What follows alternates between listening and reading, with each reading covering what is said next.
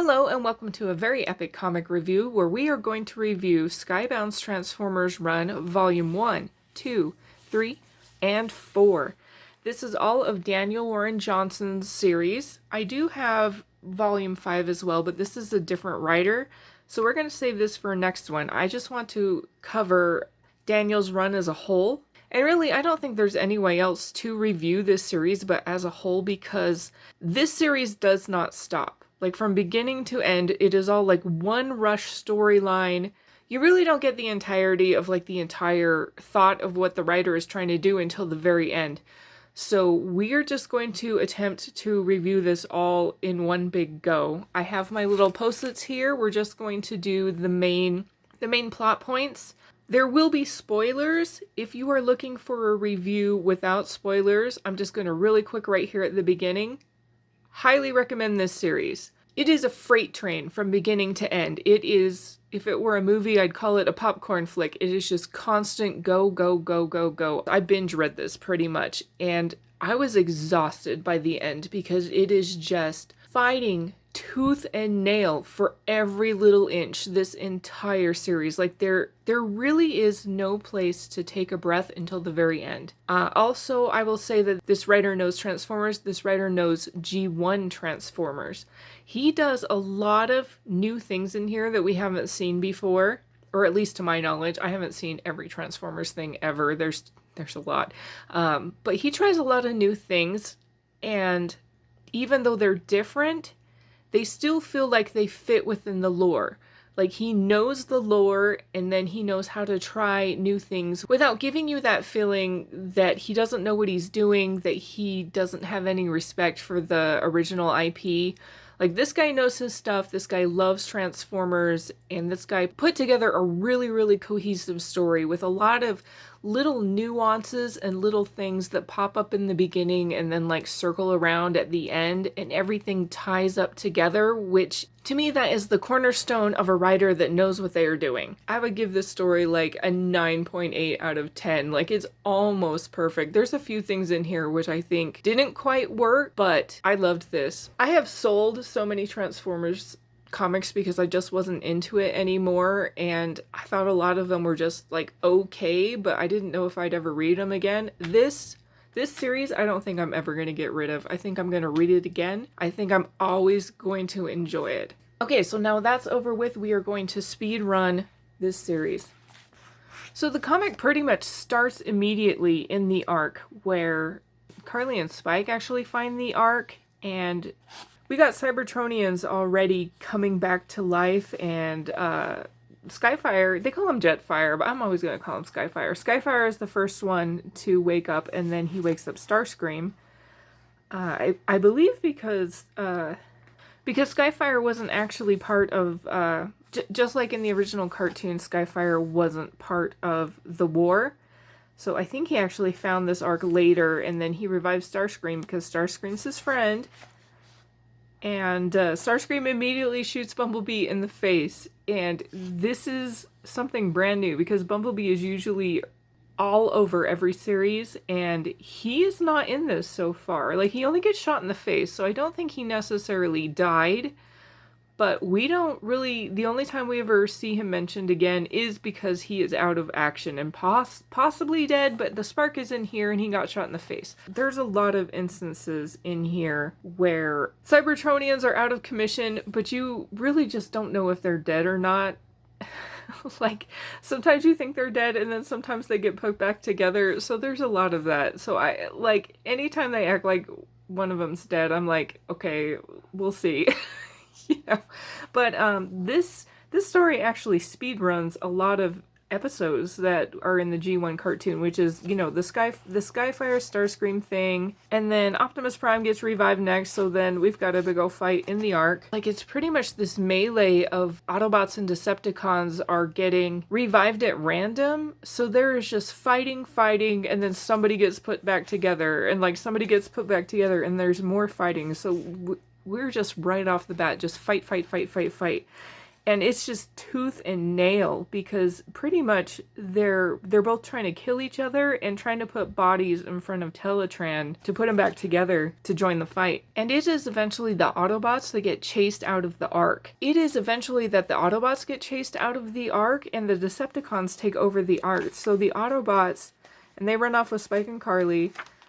They find refuge down here, and Skyfire got his ass kicked too. He gets his ass kicked a lot. And the Decepticons just kind of run around roughshod, and this is, like, even though there's a lot of this based off that old cartoon, there is a lot of violence towards humans in this, and it's a little rough. Like, I wouldn't say it's for young readers. Here, it doesn't get super graphic, but Starscream clearly kills this person. This is actually Carly's dad, I believe, that dies. There is a lot of killing of humans in this series, so it's both disturbing and kind of refreshing that they are really driving it home that the Decepticons do not care about life. Whereas we get to Optimus Prime and he accidentally steps on a deer and then he's very like soft and tender about it, and even Spike is like, it's okay, like it was an accident. It wasn't a person, you know, but we just get like the softest Optimus Prime with this. This was also very refreshing and just kind of sweet. This is not the only side of Optimus Prime we get here. And since we don't have Bumblebee, we have Cliffjumper kind of takes over his spot, and instead of having a relationship with Spike, he actually has a really sweet relationship with Carly that they kind of go back and forth, but they become kind of besties. It's really cute. I don't necessarily hate Carly's design. I like her pretty much from the neck down, but I wish they would have made her any other color but the same hair color as Spike. I don't know, like that just kind of drives me nuts. I would have been completely okay if they made her a blonde again, or at least a brunette, but the fact that she has the exact same hair color as Spike makes it look like they're related. And then, like, after everybody regroups, there's another fight again because they're still trying to fight over the Ark. Spike gets shot, and we see Skywarp kind of gloating about it, and we see this so much, like, everybody gloats over Optimus Prime. They usually have the upper hand to begin with, and then they gloat about, like, how soft he is and, like, how sympathetic he is, and he's never going to, like, he's not going to survive that way, and he's pathetic. And then Optimus Prime gets really mad and just absolutely kicks their trash. Like, here's this, like, his arm wasn't working, so he rips it off and just, like, mollywops Skywarp with it. Which is just like the best fight ever. And this happens over and over and over again in this series. The fights are actually they can get very repetitive. You see a lot of the same stuff going on in the fights. So there's several times where a Decepticon is making fun of Optimus Prime because they seem to have the upper hand, and then Optimus Prime just gets a second wind and he just wails on whoever he's fighting every single time. At this point, the Decepticons still have access to the Ark. You know, Skywarp got his ass handed to him by Optimus Prime, and they're having a hard time getting Teletran to cooperate with them because Teletran has realized it's just Decepticons and it is refusing to rebuild any more Decepticons. So they take Skywarp. Well, this is also just so very surprising just how ruthless the Decepticons are. They take Skywarp apart because their biggest problem right now is both energy and that they don't have any other technology besides, like, the circuits on their back to use to repair their own technology.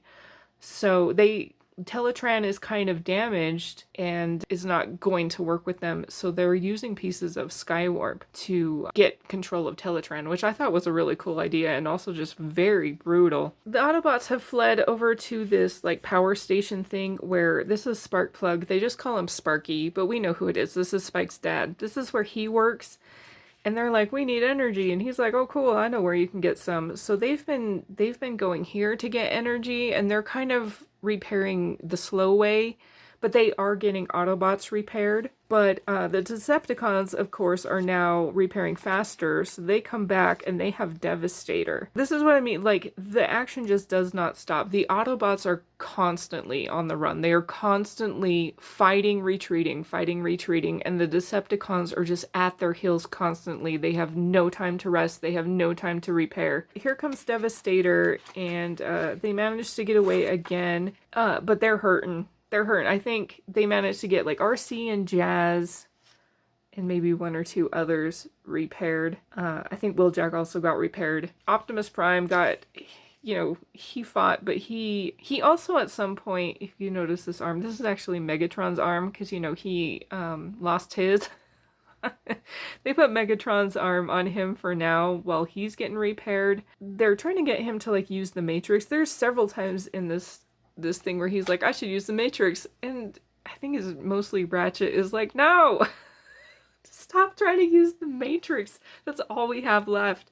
But they're kind of at their last resort, and he's trying to use the Matrix, but it really isn't working. Like, he's having a hard time getting it to do its thing, and it falls out of his hand. Sparkplug walks into it, which I thought was just, this is so cool. Like, he just walks into the Matrix, and then the Matrix suddenly like has all this power, and the power apparently in this, like, if you just have enough power you can repair yourself. He comes back to full strength, and here comes Devastator, just rips off one of his fingers because Optimus Prime is a badass. Yeah, and there's this part where he just like picks up Devastator, and like Starscream thinks he's all badass because he got Carly. And Optimus just like whips Devastator on top of him. This is such a great fight. Like, the fights are actually, there is a lot of them, and sometimes they're a little messy and you can't tell what's going on, but the fights are pretty good. Like, I didn't just kind of glaze over and flip through them. The fights were good and they were entertaining. This Starscream. This Starscream, he goes through a lot, and he kind of deserves all of it, you know what I mean? With Devastator falling apart, this is where the Decepticons finally fall back, and Spike wakes up and asks where's his dad, which is just like a really poignant scene. Like, the timing of the scenes and the writing's just so good. Like, I haven't read anything this good in a while. I don't read a lot of comics. I read a lot of indie comics. And I get a lot of comics that are just like, okay, but the writing of this series is just so solid. Like, everything happens for a reason, and things that are mentioned, like I said, things are mentioned in the beginning come circling around at the end.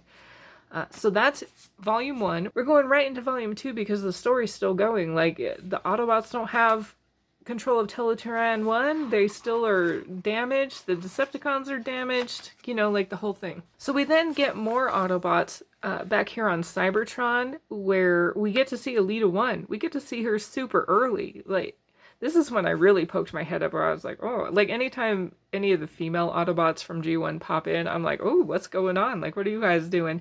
But she's in charge of the Autobots on Cybertron, and they're still fighting like normal. They are fighting through Decepticon base because they're looking to get, this is Ultra Magnus. For some reason, like, everybody's kind of obsessed with Ultra Magnus, and they're always trying to like get a hold of him and like look for him. And I'm gonna give you guys a spoiler alert. He kind of sucks. Like, I don't, and I say this as a fan of Ultra Magnus. He kind of sucks in this comic. And I'm not even mad about it, but like, everybody really puts a lot on him, and they really shouldn't. In the last issue, the Autobots won the last fight, so they now have control of the Ark. So the Decepticons are just out in whatever place this is, and Shockwave and Starscream are fighting over control of the Decepticons, and a lot of it happened just because Ravage got hurt, and Starscream is pretty much wanting to do everything but repair Ravage. And Soundwave is really pissed about that. So Soundwave is not taking, he's like, no, this is bullshit. I'm gonna run it now.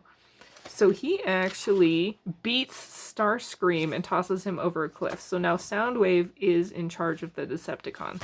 And there is a little side plot where after Sparkplug stepped into the Matrix, Optimus is kind of like, he can't use the Matrix, and the Matrix is kind of like dead air to him. He's not sure what's going on, but he keeps getting these scenes of, which we, like, he doesn't understand, but we understand that he's actually getting Sparkplug's memories. they keep coming in and out at the most inopportune times, and he's struggling. Optimus Prime is pretty much struggling during this whole storyline. Oh, and then so like they got control of Teletran 1, and they're now having problems getting Teletran 1 to help them because Skywarp is built into Teletran 1, and he's an asshole, so he's not gonna let them he's not gonna let them do anything. And so they're trying to figure out what they're supposed to do with him, because he's like really connected. Like if they took him out, he would die, and they're the Autobots. They're not about to do that as of yet, but they're trying to figure out what to do.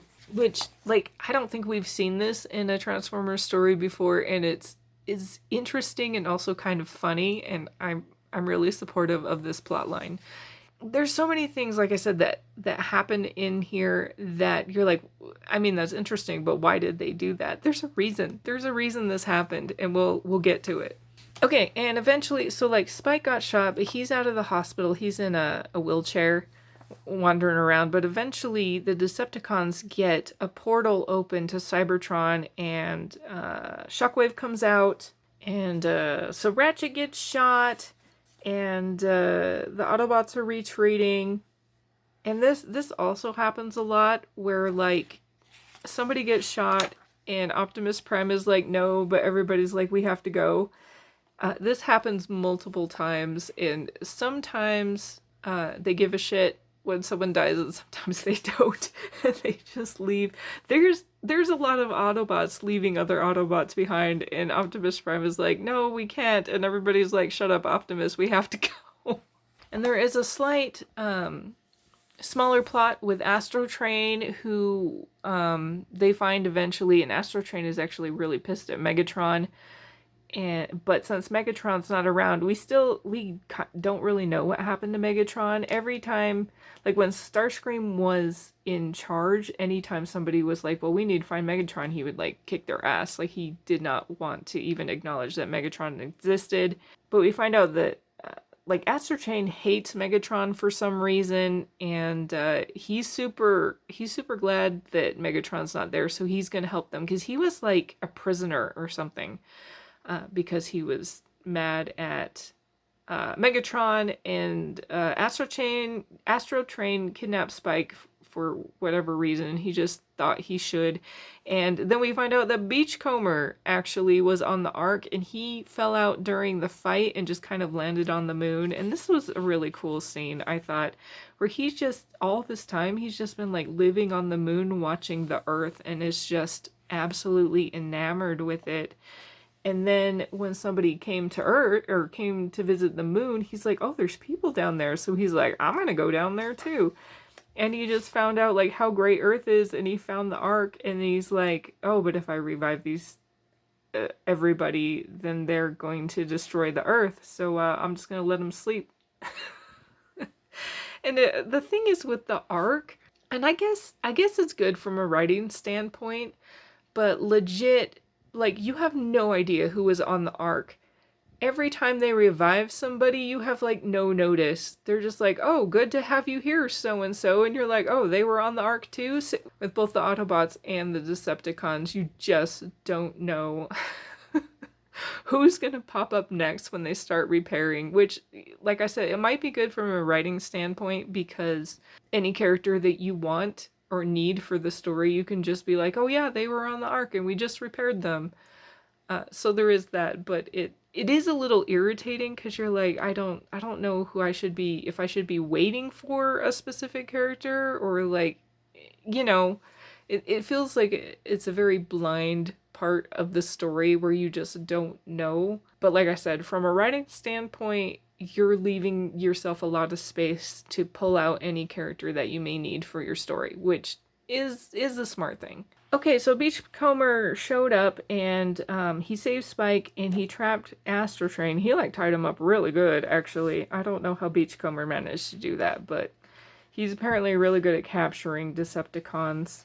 And now that Shockwave is here, they started their own base underwater, which is very much like the G1 cartoon. And this scene I thought was really interesting. because they're underwater and the base kind of has like this force field around it. So even though they're in the ocean, like they can step out of the base and it's dry and they can see the water, and Shockwave's like, oh wow, this is so cool. This place is magnificent. And then he's like, well, it's time to kill everything. And then he does, which is just very on brand for Shockwave. And I think this was just such a great, like, it was such a great scene in like the colors. We got this blue soft and you're like, wow, what's up with Shockwave? And then he's like, well, time to destroy it all.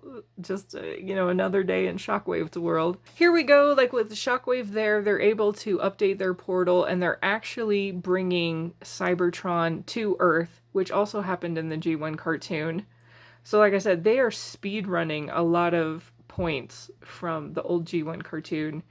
And it's like I said, you just don't have time to breathe. It's just like one thing after another. So here comes Cybertron. And at some point going in and out of the portal, like Alita 1 found it. And she had that body of Ultra Magnus. And eventually he came out, and you're like, at this point, just because the Autobots are just so ragtag, like they hardly have anybody because they're having a hard time repairing anyone. They're kind of doing it the slow way. So, like, when Alita 1 came through, then they had a new one. They had Alita 1, and then they repaired Ultra Magnus. So now they have, like, a whole 2 new Autobots. And even Wheeljack was like, oh, yeah, Decepticons are coming this time. They're not going to know what hit them because we got this big-ass Autobot on our side. And then the second he comes out, he sees Shockwave, and he's like, oh, hell no. Because the way that they found Ultra Magnus, he had been tortured by Shockwave for years and years and years. This one was kind of a weird thing for me, this fact that, like, the robots can feel pain and get tortured, because there is some torture of the robots in here. And I'm like, but they're robots, like, why even have pain receptors? That's why, like, they can rip off their arms and, like, beat you with it because they're robots. Like, why would you even be born with pain receptors instead of just, like, a status report program that tells you when something's damaged in your body? You know what I mean? So, like, I feel like there are ways to hurt them, but just, like, a physical thing, like, I don't know how you can torture a robot. But anyway, he sees Shockwave and he freaks out and he was like, hell no, and he just runs away. Shockwave's just like, well, my work here is done. It's just, I don't know, like, he has no expression, but that is, like, very expressive. And this is actually the finale fight, and so there's kind of fighting, like, in and out of the portal. So they're kind of, like, running back and forth between Cybertron, and Optimus goes in through the portal. Oh, he goes in through the portal after Shockwave and gets him. But then, like, he still, he has flashbacks at the worst time possible. And so while he's trying to fight Shockwave, but he's still hurting him even. Like, he's still killing. He might, the head's gone, so the spark is still, so he might be alive. But now he's on the other side of the portal, and Alita's like, you should stay here, you shouldn't go back to Earth, and Cliffjumper's there with him too. There's this whole thing about, when we just saw him killing the whales and everything, all of that was energy to Cybertron. That's why Cybertron was brought over. All the stuff that they're killing and, like, sucking up and everything, it all went to Cybertron. So right now, Cybertron just has, like, a ton of energy. And at this moment, since Shockwave is killed, or out of action, Alita has control of all that energy. This could turn the tide of the war. But Optimus is having a hard time with it because the energy was made by just destroying Earth, and he is like, I don't know about that, but she's like, we need to keep this energy, like, this could turn the tide. And as you can see, he still has his Megatron arm. And he's very much like, Alita's like, I need you to stay here. We can use this energy. We can win the war. And he's like, I can't leave. Like, it's wrong to use this energy, and I can't leave Earth. And this shot right here, this is such a good shot, where she is just, like, begging him.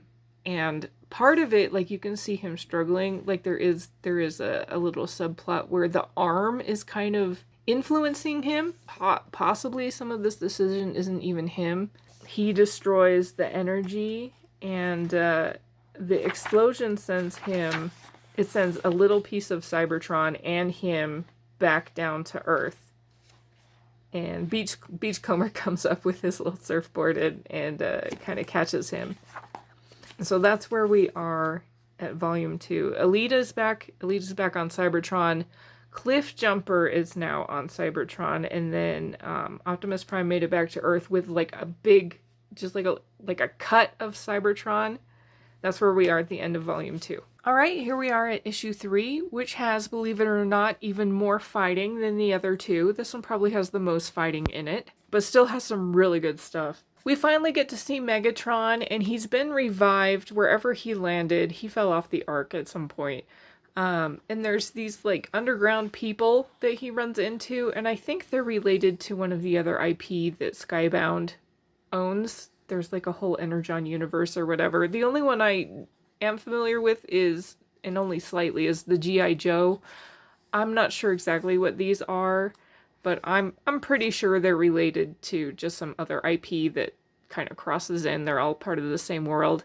But Megatron is free, and of course, you know, they revived him and they thought they were going to keep him, but nobody keeps Megatron. In the meantime, we have a flashback for Starscream, because if you remember, Soundwave and Starscream had a big fight, and Soundwave won the fight and pretty much left Starscream to die, and he has a flashback on Cybertron where apparently his name is Olkar, something like that. Yeah, he calls him Olktar? I don't even know. But that used to be Starscream's name way back when. And he's just hanging out with his, like, science buddies or whatever. And they're pretty much talking about watching the really, really big Cybertronians fly by. I can't remember what they call them. Starscream thinks it's super cool. And it's, like, kind of a core memory for him that he got to watch these guys fly by. And then later, like, this is right at the cusp of the Decepticon Autobot war, and then like all his Starscream's friends are getting killed, and then Megatron kind of comes out of the smoke, and he pretty much does this thing where he's like, "You should probably join the Decepticons," and then he turns into a gun, and he makes Starscream pretty much kill people with the gun. And this is part of his memories, and while he's having flashbacks, these people have found him, and I don't know if they're part of any IP or if they're just guys that they made up for this scene. But they found Starscream, and they rebuilt him. He, like, lost his legs, and they rebuilt him with these little, like, tank legs. And Starscream, of course, is horrified, but these people are pretty proud of themselves, and he has a little remote control. They can make them go back and forth. We have two different things happening with two different Decepticons where they're caught by people who think they can control them, and it's never going to end well. It never ends well for anybody when they do this. But the people are pretty much like Starscream is their little pet now, their little RC car, and they're walking down the beach and they run into Astrotrain because apparently Beachcomber forgot that he left this dude on the beach. He just, like, captured some Decepticon that was nearly 3 times his size and then just bailed. So Astrotrain's there, and Starscream's like, "Hey, you want to join us? Because I hate Megatron too." And Astrotrain's like, "Oh, that sounds good." So Starscream frees him. They kind of still have the people around because the people set up explosives inside Starscream's body. So he's kind of behaving himself, but apparently if they die, the explosives will go off. So he's not really listening to them, but he's not hurting them. So they're still kind of hanging around. And then they happen upon that big piece of Cybertron that fell out of the portal, and they're like, "Oh, holy shit, big old piece of Cybertron." Or I guess it's actively falling, because then here comes the tidal wave for that. Astrotrain transforms this guy with the remote, like, making Starscream get on it. Oh, no, the guy with the remote is making Starscream not get on it, but Starscream's like, "Do you want to die or do you want to get on the plane?" So they all get on Astrotrain, and also, I guess falling from Cybertron, Starscream catches the Combaticons, Which, like I said earlier, like, you never know who's going to show up. Like, any Transformer you've ever heard of may show up. You don't know. But he happens to catch the Combaticons, and then the Combaticons are like, thanks for helping us, Starscream. Like, we're totally going to be on your side. So, like, in 20 minutes, Starscream suddenly has a new Decepticon faction with the Combaticons and Astrotrain. When the human guy, the main human guy here, started seeing that all these Decepticons had gathered around Starscream, and he's like, oh, we're in big trouble unless, like, I push the button and explode you.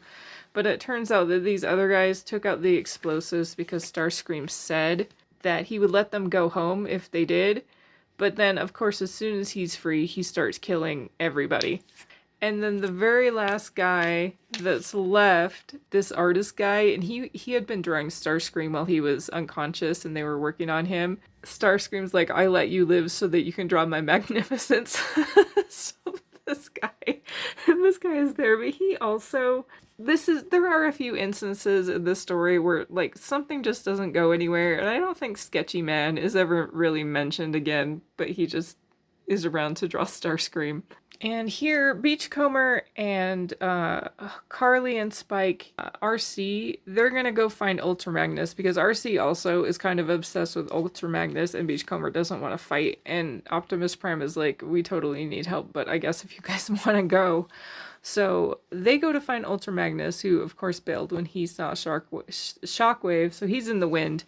And in the meantime, Soundwave's Decepticon faction is just absolutely just blowing up everything that they feel like. So the Autobots, I think this is the first time where they're actively going into a battle. They might have, I've cut through a lot of fights, but they're actively going into the battle, but they're not really trying to fight Decepticons. They're just trying to save people. At this point, they're just trying to help evacuate the city. And in the middle of trying to do that, here comes Starscream and Astrotrain. So literally, whatever city they're at, everybody is here. The Autobots are here, and both Soundwave's Decepticons and Starscream's Decepticons are here. And I love this scene. So, like, you know, Optimus is standing there, and then he gets hit by Astrotrain, and he ducks, and then, like, this big action pose of Starscream, and he's like, finally, here I go. And then we get this little, where he just, like, he's so short.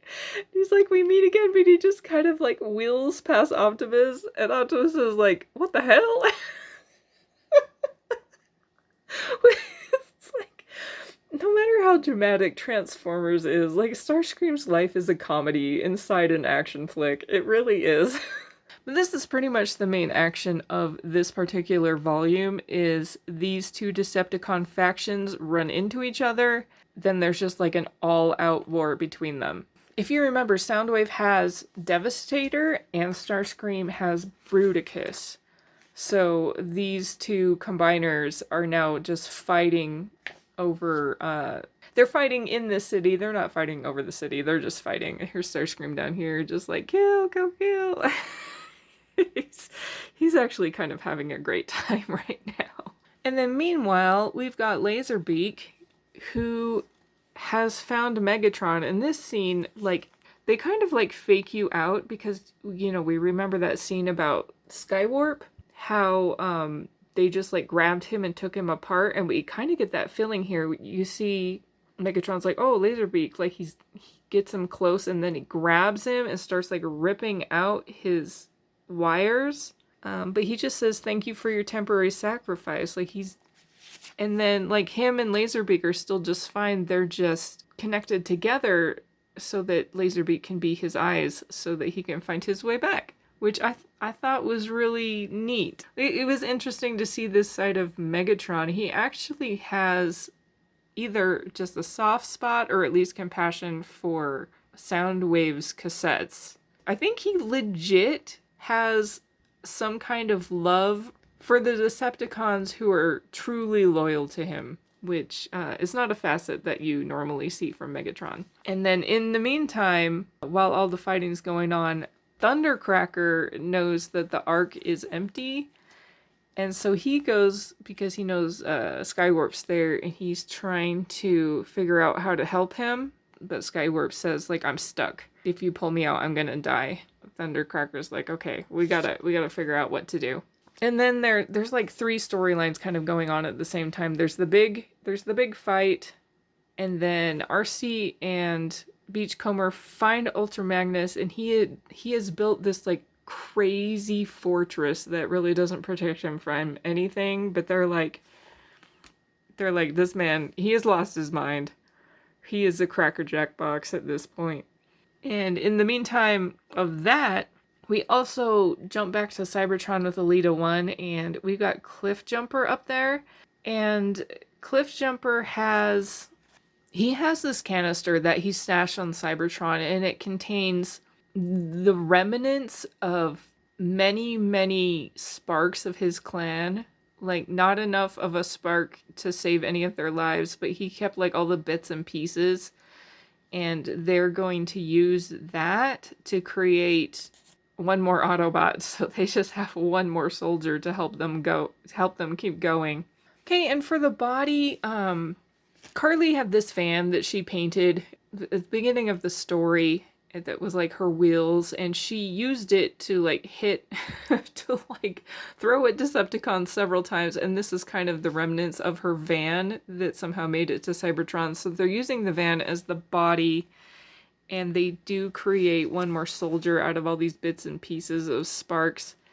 And he says his name is Shredhead, which just makes me flashback to Ninja Turtles. I am not familiar with this character. I'm not sure if he's old or if he's new or what. At this point, I didn't ever research. Maybe I should have. But this is Shredhead. Turns into Carly's van, I'm sure. But this is their new soldier, and supposedly he's like super powered. Like, he's a pretty strong dude because he has the sparks of multitudes in him. Back with Ultra Magnus, the military actually shows up and they capture Ultra Magnus and Carly. And so this is the finale fight for Volume 3. We're back in the city, and the Decepticons are still fighting each other, and it's like the Autobots are there, but it's like they're not even there. They're not part of the fight. They are just evacuating the city.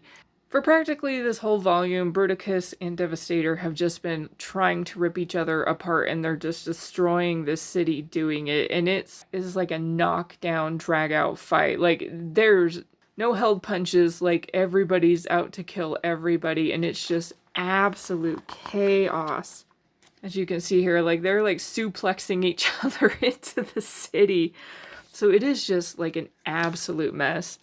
And then at some point, Soundwave and Starscream find each other, and they just start fighting, and it is also just an ugly, nasty fight. Like, they're screaming at each other. This is the most vocal Soundwave. Like, he says so many words. That felt a little weird. Like, they give him a different word bubble so as to show that he talks a little differently, but he talks so much in this comic. But yeah, they're both just screaming at each other, and they're literally at the point where they are just ripping each other up with their bare hands, and they're just screaming at each other. And then we get this, like they're just yelling and ripping, and then we get this very calm Starscream, Soundwave. And we get this amazing picture where it's just Megatron, and he's just like, enough. And it's just quiet, and all the chaos is gone in Megatron's wake, and it feels like he knew exactly what state the Decepticons would be in by the time he arrived, and he's like, I'm here, it's time to end it. And, you know, Starscream's like, oh man, but like, Soundwave comes up and he's like, oh, Megatron, hey, and you know what Megatron does first? He grabs Ravage. He uses his energy to put him back together. And Soundwave is like, oh, yep, my leader. But Astrotrain is pissed. He hates Megatron. He is very unhappy that Megatron is back. But the infighting is over, and the city's been evacuated, and the Autobots are like, we gotta bail. Holy shit, there's so many Decepticons, and there's 4 of us. And that is the end of Volume 3. This is such a crazy volume, and once again, like, the Autobots get no reprieve. They are always behind the 8 ball. They are always running for their lives. And you just, like I said, it's so exhausting reading these because there's just so much and it never stops. But here we are, last volume, volume 4. Let's get to it.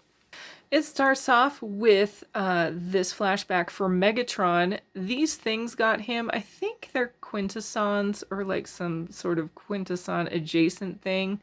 But he got captured for some reason, and they're putting him in this, they call them the trials, where they just first they send a bunch of Sharkticons after him, and then the second leg of the trial, he has to fight this thing, and this thing kills him, and then they immediately bring him back to life, and he has to do the trial over and over and over and over again, and they just keep killing him and bringing him back to life. This, I'm not sure why.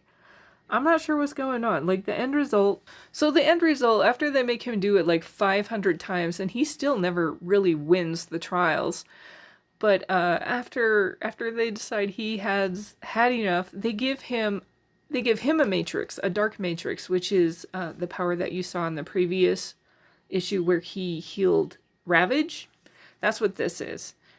And they gave him that, and then they made him... This right here, this was his... He has that tank mode that we see Megatron have sometimes. This was his regular alt mode, but they gave him the dark matrix. And then they're like, and you get a new alt mode. And they made him into this gun. And they're like, you're welcome. Like, if I was Megatron, I would be so pissed. I would be so pissed. I used to be mobile. And now when I transform, like, I just fall on the ground and I'm itty bitty. Relatively itty bitty. Congratulations, you're welcome. But here we come back to it where Megatron a lot of the times makes Starscream be the one to use him, and I just think it's so weird. Like, this is weird.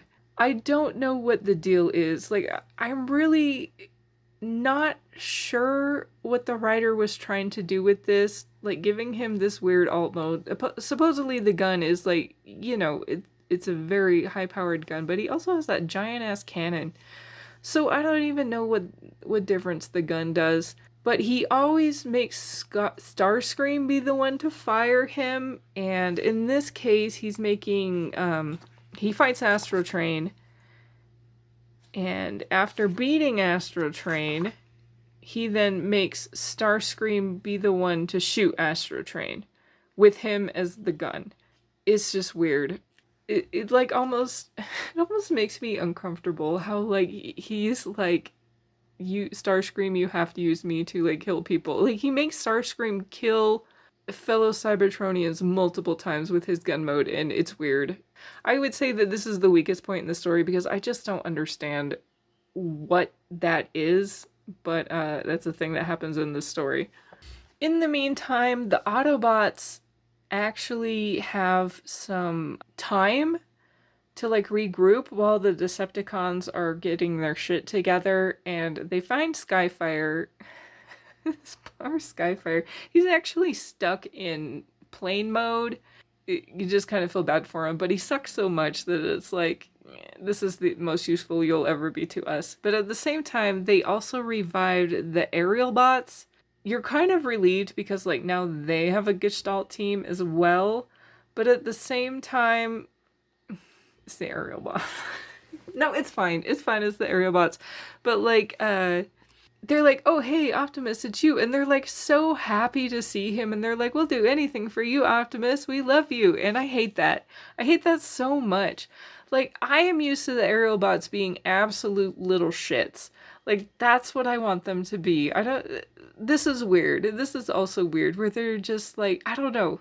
Optimus is kind of a very polarizing person to the Autobots. Like, if they're up on Cybertron and he runs into Autobots, they're, like, so mad because he left. But the ones that he took with them, the ones that he took with him on the Ark, they, like, love him. They love him so much, and I'm just mad that they weren't little shits. Like, they could still like Optimus. I prefer them to be mouthy, and they're just, like, all goody two-shoes. They're like, yay, Optimus, and they give him hugs, and I'm like, I don't know. I don't like that very much. And now we're back to the Decepticons. We haven't actually got to the part that I kind of skipped ahead. We haven't gotten to the part where they actually kill Astro Train because Starscream is still, if you remember, he didn't have legs, and they kind of pulled that off him, and he's pretty much thinking that this is his time is up, and he's just like begging for his life and everything, and they strap him to this table, and he's like, I'm gonna die, they're gonna tear me apart. And the machine actually puts him back together, and he's so happy, and he's like, thanks, Megatron, you're the best. Like, I never doubted you for a second. And Megatron just absolutely kicks his ass, which, like, is the most badass move ever. He literally repaired Starscream so that he could rip him apart again. This bitch slap is the best thing ever. Just, like, the kick, the bitch slap should have been first. Like, a few bitch slaps and then a kick. But, like, he just wails on him and rips him apart. Which, it's just so refreshing to see a badass Megatron again. There is a trend, I've complained about it with Ninja Turtles, because it happens with them a lot, where the villains are becoming, like, good guys. Like, even Shredder's a good guy right now in Ninja Turtles, and it sucks. And there was one Transformers show, like Earthspark or something, where Megatron, at least at the beginning, was good. I don't know if he's like a double agent and he is not good later, or like he goes evil later. I don't know what's going on. But I hate that. I hate that so much. Megatron is just one of the best villains of all time, and all I want to do is see him be a villain. But this is so great. I love this. But yeah, pretty much like after Megatron just beats the stuffing out of Starscream, he makes Starscream kill Astro Train with his gun mode. And I think like the gun mode has the little treads from his tank mode. But yeah, once again though, it's so weird that Megatron keeps making him do that. That like he keeps Starscream around so that Starscream can shoot things that Starscream loves or something. It's weird. It's a weird relationship. This face though, this is like, it's so put out. It's the crankiest face. And if you recall, the military has a hold of Ultra Magnus, but there's this guy who used to be like a chaplain. I think they also said he was a doctor or something, and he's kind of feeling a little bad for Ultra Magnus, even though I think Ultra Magnus is kind of fine where he is, because he feels safe. I think he feels safe being here. He's like not really complaining about his current condition. And then back at the Ark, as we mentioned before, Optimus Prime is having some problems, both with the Matrix. It's not doing what it's supposed to do, and he's getting the weird flashbacks from Sparkplug's memory, and then also this arm cannon that he's wearing, he has Megatron's arm, and it kind of has a mind of its own. What they're thinking is happening is there's like all of this combined, there's like something wrong with the Matrix, almost like it has a virus or something, so they're trying to figure out what's wrong with the Matrix. But this is when the Decepticons decide they're gonna attack again. Like, Megatron has put all his ducks in a row, and they are back to attacking the Autobots. And then, as you see, Thundercracker is actually still there. Apparently, you can just walk in no matter what faction you are, and nobody gives a shit. But I guess it's because Skywarp is running Teletrans, so he of course is gonna let Thundercracker stay, but he's been there the entire time. And while there's this big fight going on, now Thundercracker has time to talk to Skywarp and see what it is they need to do. And what he does, it looks like he digs into Skywarp's chest, like he's looking for something, and there's a switch. Then something's going on. It seems to be affecting both Skywarp and Thundercracker at this time. So that's what's going on inside the Ark while they are fighting outside the Ark. And as you can see right here, like they were fighting, and then the Megatron arm starts aiming at Autobots. They're apparently not getting out of the way, even though I'm sure Optimus Prime is like, you guys should probably move. I cannot. I can't make it move. But before he can pull the trigger, remember when I said everything comes back? This is what happens. Skywarp is connected to the Ark, and he warps the Ark away. It's gone. Which is just one of the coolest things. There's a lot of cool things that happen in this series, but that is such a cool idea. The Ark is gone, and everybody's just like flying in the air because there's nothing to stand on anymore. And then back on Cybertron, if you remember, they created Shredhead, but then I can't remember off the top of my head exactly why they were sending an Autobot back, but Alita wanted Cliffjumper to go back, but Cliffjumper actually... He, like, tricked Shredhead. He, like, told Shredhead about Carly and everything and that, how he was made from Carly's van. And he sends Shredhead through the portal instead, and Alita is so pissed. This is the most pissed she has ever been in any iteration ever. She is pissed. And they could only afford to send one. And so that's it. Like, that was their one chance. In the midst of all the fighting and everything, you know, Optimus Prime is still, he doesn't have his shit together. He can't really even control his body. And the Matrix falls out. Spike kind of tries to do what his dad did to, like, give Optimus more power, but he just kind of sticks a hand in and then connects with Optimus, and then Optimus ends up in the Matrix, which he says in one of the issues that he's never actually had the Matrix talk to him, where the humans that he talked to automatically assumed that it gave him, since it has the sparks of like previous primes, that it gave him their knowledge and that he was able to access what they knew. And he says, I don't know how to do any of that. So we get this really cool like color change where he's kind of in the Matrix. And he actually runs into Sparkplug in the Matrix, and they're kind of driving around, and, you know, like, his memories are kind of meshing with Sparkplug's memories, and then there's this purple stuff around, which is the virus, and it's kind of grabbing everything, and they're trying to figure out what's going on. Apparently, Sparkplug also has a statue in the Hall of the Primes because he ended up going in the Matrix, and it hasn't touched him yet. And we get this really soft scene where Sparkplug sees Spike kind of half in, half out, and it's just really sweet.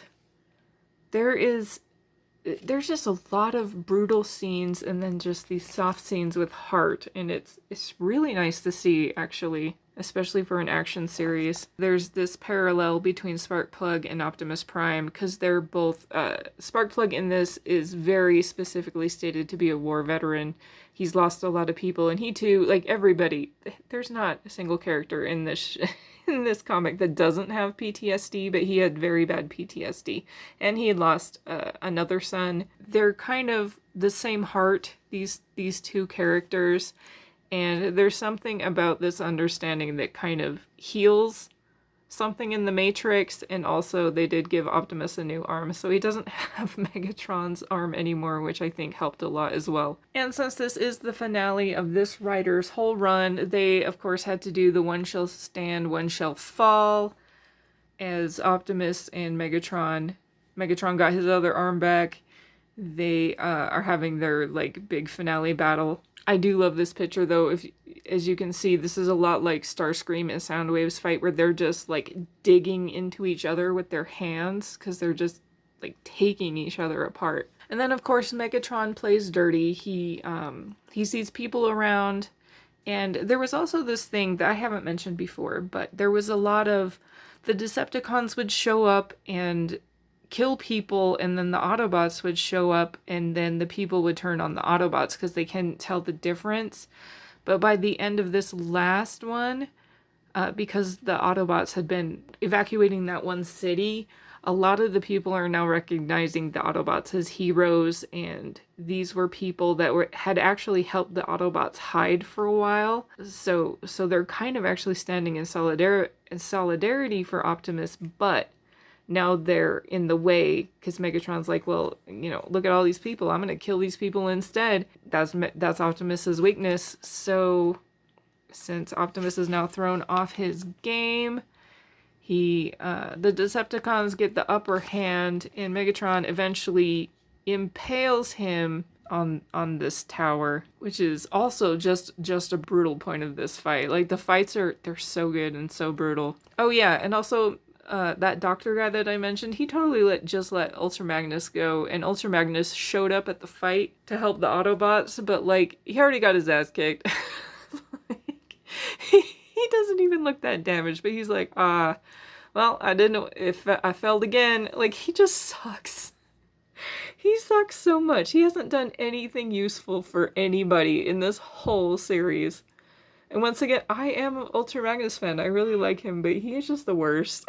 He's the worst in this. Like, and Megatron is still just absolutely brutal. So we get to a scene where Optimus, he's impaled. Like, he can't, even if he's not dying, he can't move. Megatron also, once again, is making Starscream shoot, but he has Beachcomber over here, and the two kids, Carly and Spike, over here, and he's like, choose which one I'm gonna kill. And Optimus is like, are you fucking kidding me?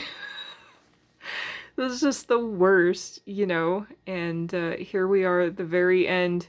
There's only a couple pages left, and Starscream is ready. Like, I think this is one of the few times where Starscream doesn't really have a problem with killing either target that Megatron has given him, but then he's like, what? And floating above them is Omega Supreme. Look at that scene. I'll tell you what, like, I kept expecting the Matrix to save them, but this, we got set up for it, but I wasn't expecting it. Look at that. The craziest thing is that Omega Supreme doesn't do anything. He flies by, and Starscream looks up at him, and he just is like suddenly his old self again. Because if you recall, he was very obsessed with like these big Cybertronians that would like do flybys over the planet. And he says, my name is Ulktar. Well, I hate that name. It's not even fun to say. But he doesn't want to shoot anybody.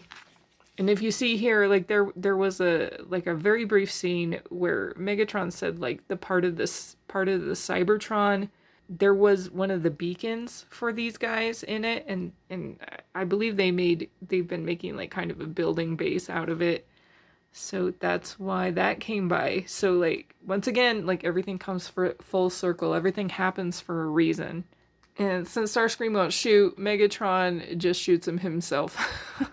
Which, like, he should just be shooting his own people. Like, or, like, why can't Megatron shoot the people he wants to shoot himself? Like, why does he keep making Starscream do it? Starscream does have very good aim, though, it seems. Like, when Starscream wants to shoot something, he shoots it. And then here Megatron is getting ready to shoot these kids. And that's when Shredhead shows up with his super sword. And he turns the tides. None of the other Decepticons can best him. And then he shows up and cuts Optimus Prime down. And Optimus Prime, like I said, it does not matter how much Optimus Prime gets whooped upon. He always gets a second wind, and he like pulls the pole out of his body and just like wails on Megatron with it. Like everything is a weapon to Optimus Prime. He just, boom, sends him flying. Devastator catches Megatron, and they've actually been fighting Superion. So, and I guess Superion's really good at it, because they're kind of worse for wear. And, like, Megatron's out for the count. He's like, okay, this is, like, the first time ever that really the Decepticons retreat in this whole series. But, like, Starscream gets left behind, so that's interesting. But at this point, near the end, it seems whatever was wrong with the Matrix is finally healing. The Matrix hasn't been working pretty much the entire series. I don't think it really ever worked correctly, even from issue 1. The virus is gone, and it's finally healing, and they're saying that energy is going back into the Matrix. Like, Optimus Prime can, like, see his dad in Spike, and he kind of, like, is understanding. They really have a hard time understanding, like, parents and children, but I think he is kind of understanding what that means. So this is really sweet. And we get to the very, very last page, and I think this art is really unfortunate for this last scene. I think, especially the coloring, I think the coloring could have been way better. There's just darkness, and then this one light of the Matrix, and this is the page where you finally feel like you can take a breath. The Decepticons have been defeated. Like, they are going to be out for the count for a while. None of them are in shape to fight. None of them are in shape to hunt down any more Autobots. You finally feel like you can just exhale, and it's like chaos, but quiet. And so it's a really good last scene, but I really feel like the art could have been better. It's just, this just looks so slapdash. Like, the line work's not great, and the color is just, there could have been more love put in this very, very last picture. The idea does come through. Like, I can see what the point of this picture was. I just, since this is the finale picture, this is the last scene of this writer's storyline, I would not have been happy if this came back to me after all this work. I would have been like, hey, can we fix this up a little? I want it to be a little bit more oomph in it than this. But that's the end of it. Really good series. Is a lot. Congratulations to anybody who got to the end of this. In retrospect, I feel like this writer also really liked Decepticons, not just G1 in general, but really a fan of Decepticons. I feel like we got a lot more Decepticon characterization than Autobot characterization. Autobots just kind of showed up and died. It was just constant showing up and dying, but if a Decepticon died, usually there was like a lot to do about it, and just a lot of drama. And then there was this weird thing that it kept doing. You kind of saw it, but there's so much more in these volumes than what I covered. There's so much more like nuance and little smaller plots and everything. Like, I just covered the bare bones of what's in this, but it really felt like this series kept trying to make Starscream a victim. I also didn't like that. Like, Starscream is always a victim, but he is a victim of his own actions, and he should only be a victim because of his own actions. Like, Starscream is his own worst enemy. There shouldn't be outside sources victimizing him. Like, Starscream only victimizes himself. So, like, any wrath that he gets put upon him, it's because of his own actions. Those are his consequences. That would be one of my bigger complaints, just as far as characterization went. But this video is so long, and thank you so much if you made it to the end of this. Once again, if you have not read these, even if you've seen this video, I highly recommend going to get these and reading them. They're so good. There's so much that I didn't cover. Thank you so much for making it to the end, and I hope to see you again in the next one. Okay, bye.